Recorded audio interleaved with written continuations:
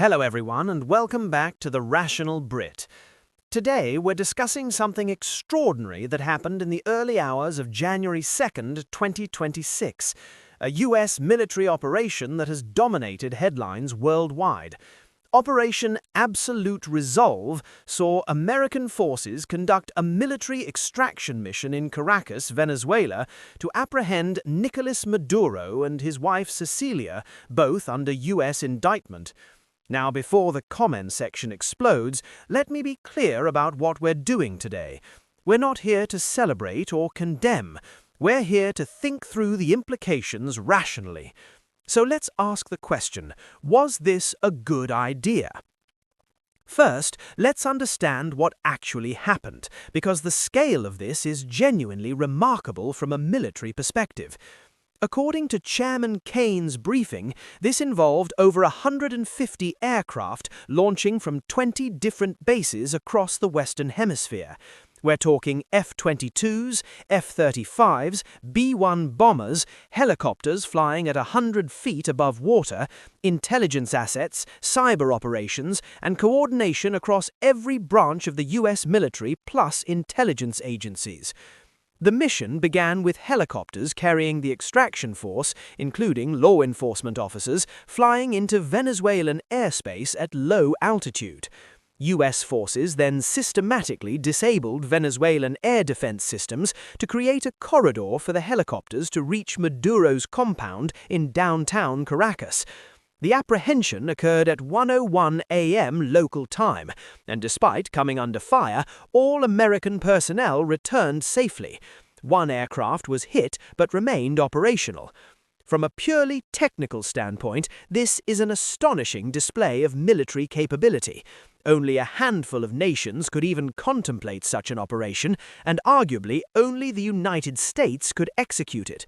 But capability doesn't answer our question. Just because you can do something doesn't mean you should.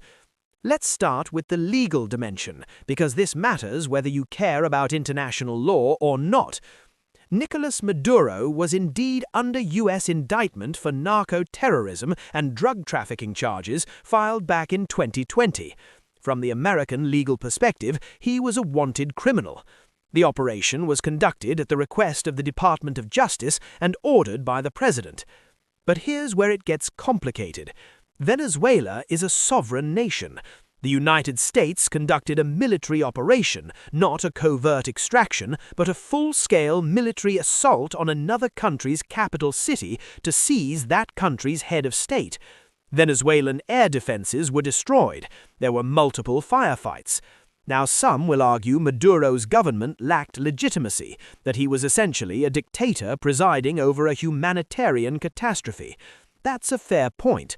Many nations, including the US, recognized Juan Guaidó as Venezuela's legitimate president for years, though that recognition has become muddled. But even granting that argument, we've now established a precedent. If a powerful nation believes another country's leader is illegitimate and has committed crimes, military extraction is an option on the table. Think through the implications. China could argue this justifies operations against leaders they've accused of crimes. Russia could point to this when conducting operations in neighboring states. But those are different, you might say, and perhaps they are. But do we really want to live in a world where might makes right is the operating principle?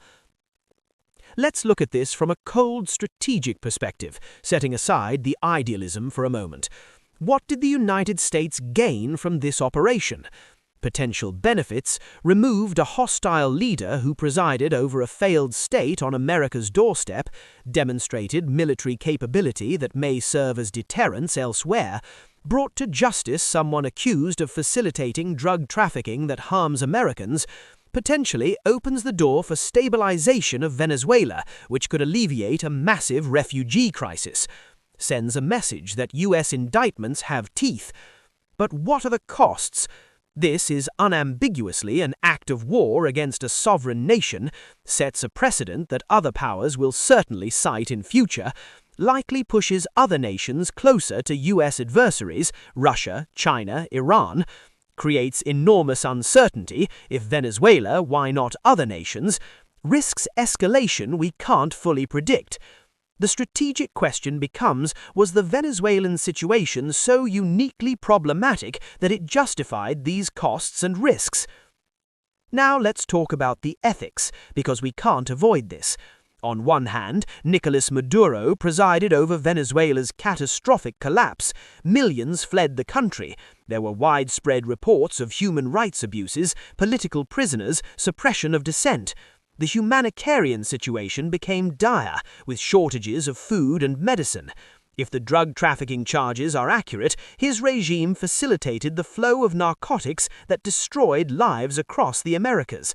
From this view, removing Maduro isn't just legally justified, it's morally necessary.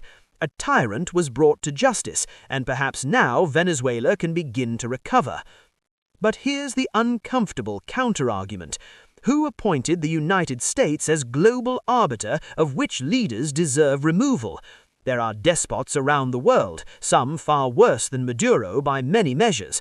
Some are American allies, some are too powerful to touch. Why Venezuela? Why now?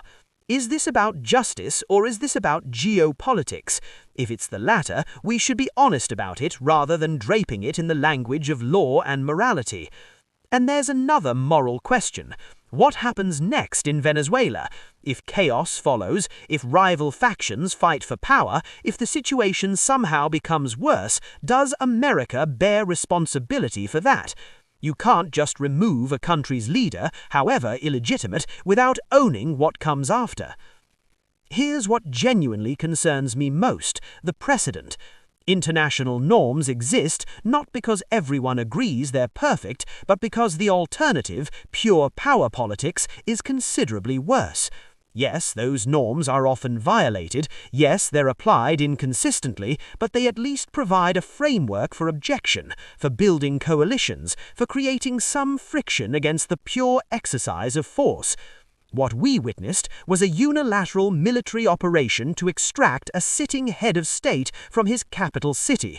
That's not a covert operation, that's not a drone strike in a remote area, that's 150 aircraft and a full-scale assault on Caracas. If this becomes normalized, if we accept that powerful nations can simply conduct military extractions of leaders they've indicted, we're entering genuinely dangerous territory. The international order, flawed as it is, becomes even more fragile. Were there alternatives? This is always the hardest question, because alternatives seem less satisfying, slower and uncertain. Could the US have continued supporting opposition forces within Venezuela, worked through international bodies to build pressure, negotiated Maduro's departure with guarantees, waited for internal collapse or transition, focused on humanitarian aid and refugee support? All of these have problems. Maduro showed no signs of leaving voluntarily, international pressure had failed for years, the humanitarian situation was ongoing. But the fact that alternatives are difficult doesn't automatically justify the path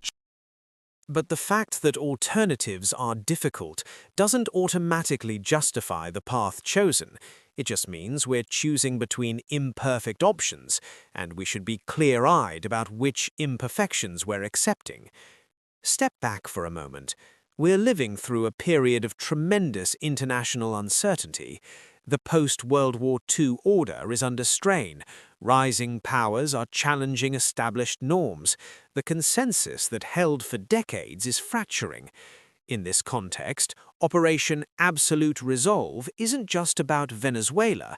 It's a statement about how America sees its role in the world going forward.